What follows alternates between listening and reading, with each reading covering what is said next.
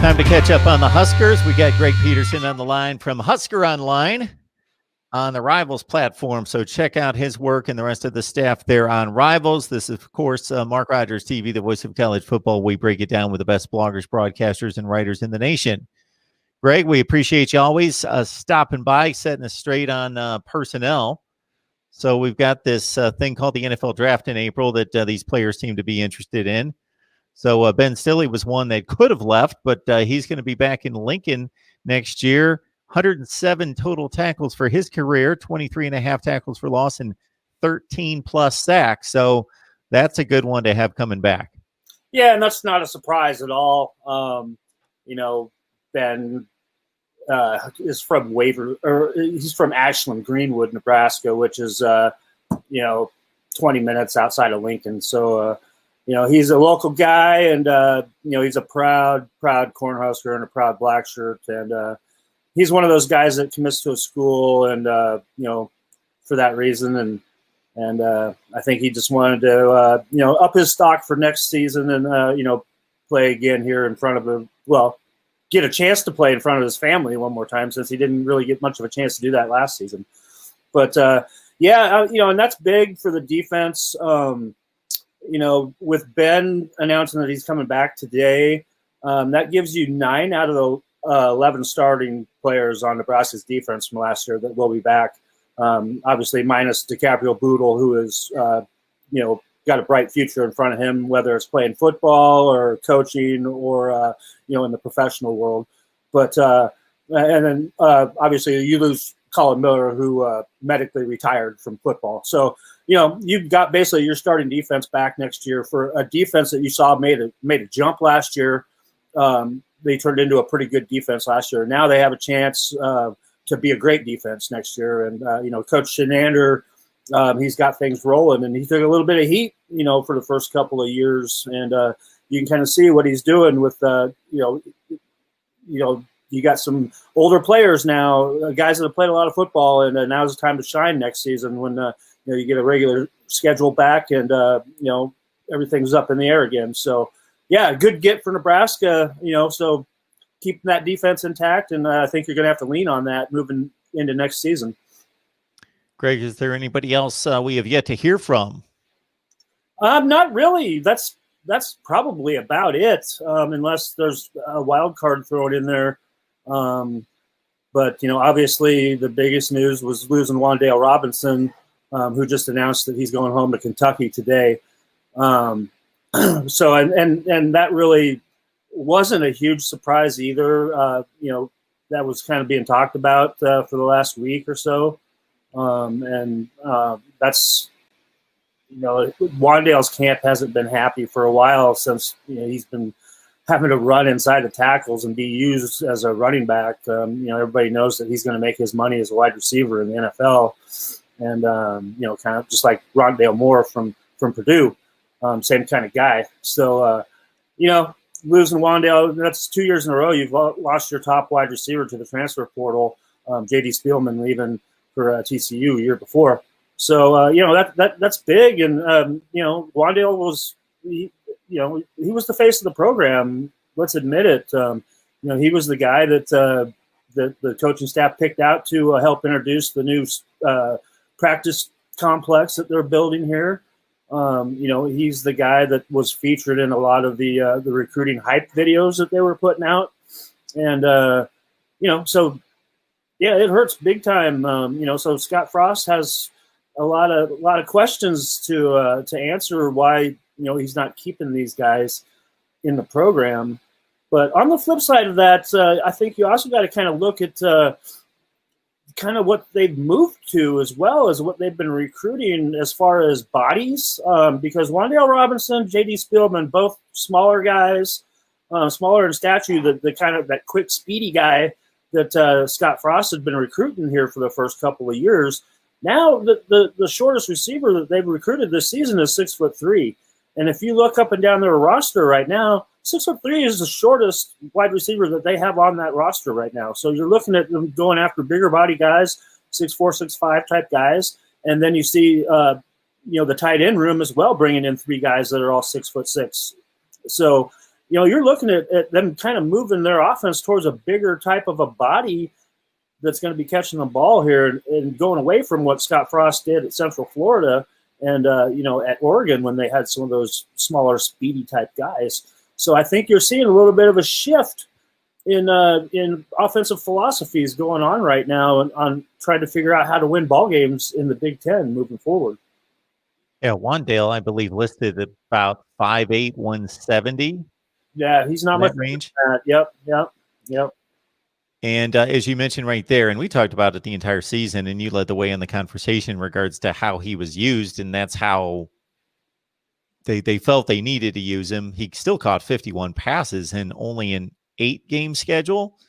Yeah. My goodness, if they would have played 12 with a bowl game, he would have caught 90 passes. But they used him on the ground, and they still 5.2 yards per carry, ran for about 250 yards after about 350 last year. So, and you mentioned he was always for a guy that's probably looking out for his future, as you outlined, and going to somewhere where he can make his money eventually on the outside. He was a willing runner inside.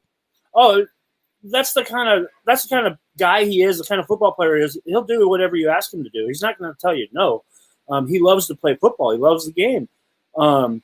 And, unfortunately, Nebraska had to use him as a running back out of necessity, losing Dedrick Mills for a lot of the season. And then you saw what Dedrick Mills could do when he came back healthy. Talking about another guy that's moving on to the NFL is Dedrick Mills. But, yeah, Wan'Dale, and you saw every time that Wan'Dale had to carry the ball, 20 times a game around there, he got banged up pretty good. And he'd get hurt and miss some games after that. So he was always a guy that was willing to put his body on the line. He played his guts out for Nebraska. He really did. And hats off to him for taking that kind of punishment and coming back for more. You can't forget either that his mom had a scare with COVID. She was hospitalized with COVID too. So, getting closer to home makes a lot of sense there too. So, you can't fault Wan'Dale at all for making this kind of a change, family-wise, health-wise. So, but he is one heck of a football player. And, Kentucky, he was once committed to Kentucky already. So, hats off to them as well. They're getting a hell of a player. And, they've been building something there in Lexington lately. So I don't know if I'm imagining this, but every time I look in the transfer portal and I kind of scan through the names, it seems like when somebody makes, like a lot of these guys are making that transfer decision, that if you go back into their recruitment file, they're going a little bit closer home, and they're going to a school that was maybe a final 2 or 3 selection originally, that they're very familiar with and almost made that decision originally. So Wan'Dale Robinson, we wish the best for him. 2 fine seasons for Nebraska, being used as a jack of all trades, arguably the top all-purpose back coming out of high school, a top 100 player in that 2019 class. Mm-hmm. So now we're looking at 2021, Greg, and Nebraska, according to Rivals, with 20 commits, 3 4-stars, 17 3-stars, 19th rated class in the country. Any thoughts about what could happen between now and that first Wednesday in February? It's been pretty quiet. I think, they've been focusing most of their attention on the transfer portal right now, and seeing where they land with, grabbing some of those positions in need, which they already have gained a couple of pretty good players that we can talk about here shortly. But there's 2 names really to keep your eye on for Nebraska on that February 3rd signing day.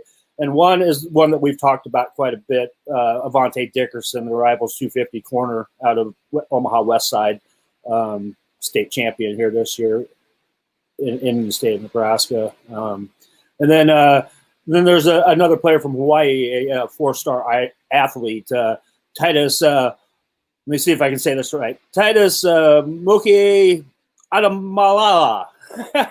I'm sure I butchered that. Well, hopefully they sign him and you can practice. And we'll all have to practice that one. Exactly. Once you do it a few times, then you get it down.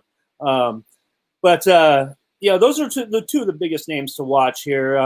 And, what's been difficult, which everybody's had to deal with, is that you just can't get guys on campus for them to see things. And that's where we've talked about Avante Dickerson quite a bit already, being a Minnesota commit, but not being able to go visit campus since he's been committed.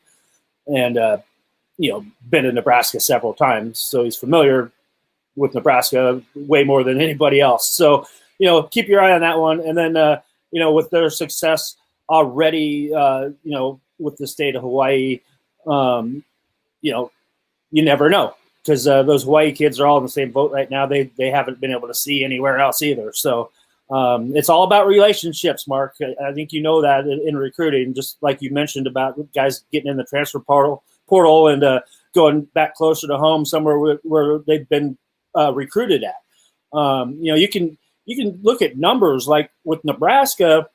This was including Wan'Dale now. Since the transfer portal started, Nebraska's had 31 guys go into that transfer portal, and including Wan'Dale, that makes 5 or 6 now that have landed in Power 5 programs. So, that percentage there is, 13, 14%. So, you're seeing a lot of these transfer portal guys being kind of your guys that aren't being used quite as much and looking elsewhere. And like I said, it's about those relationships. I think, 3 of those guys that I just mentioned that have gone into that transfer portal all landed at Oregon State because Coach Trent Bray, that was here under Mike Riley, went back to Oregon State, and he had those kind of relationships with these guys when they got into the transfer portal. So, relationships talk. They talk in recruiting. I got to say, Greg, when you mentioned a couple transfers coming in through the portal, I went and jumped online to see who you were talking about. Markey Stepp is a guy that I watched play quite a bit of football at USC, so he never gained the number 1 job, but he got a lot of carries there, and he's an excellent talent coming in as a 4-star. Oh yeah, he's a former Rivals 250 back, and had played a lot of football at USC. And, he saw an opportunity here with Dedrick Mills opting to head to the NFL, which also, throwing that out there, probably another factor in that Wan'Dale Robinson decision there, too, when he made that, thinking that, oh, boy, Dedrick's going to the NFL, so I don't want to carry the ball a bunch of times again for another year. But, Stepp, a lot of things in common with the Dedrick Mills right there. He's a bigger guy, 6 foot, 230, 35 pound guy that he moves the pile. I think he was always pushing that pile forward for the Trojans. And, USC is always famous for having a lot of talent in that backfield anyway. And, so he'd always have to share a lot of snaps with some other talented guys. But I think, he's got a great opportunity to come right in here and take that starting job at Nebraska, because right now that running back room is completely unproven. You bring in, you recruited another high-profile running back out of the state of Georgia coming in this year, but he joins the fray of a bunch of guys that we just haven't seen carry the ball much here at Nebraska. And to be fair, a lot of them have been banged up, and Savion Morrison we never got a chance to see. He dealt with injuries, and then he got COVID. So there's been a lot of ups and downs with that running back room, and I think you bring in a guy like Markey Stepp, and that just kind of gives you somebody that you can rely on that's played a lot of Power 5 football, and should really be a Big Ten type guy, a successful Big Ten type back. Carried 100 times at USC, so he was used. Yeah. 1 yards per carry, 6 touchdowns. So he's proven to be successful again as a backup, but utilized quite a bit there at USC the last 2 years. And we've got another one coming in. Yeah, Samori Toure is an All-American wide receiver from Montana. He's a surefire NFL draft invitee. This guy, and I don't care what level you're playing at, he's one of the top 250 players in college football. And, this guy caught 13, 14 touchdowns last year. Or as a junior, and 1,400 yards, 1,500 yards. So, I mean, this guy, he's another bigger body guy. He's a 6'3" guy as well. And,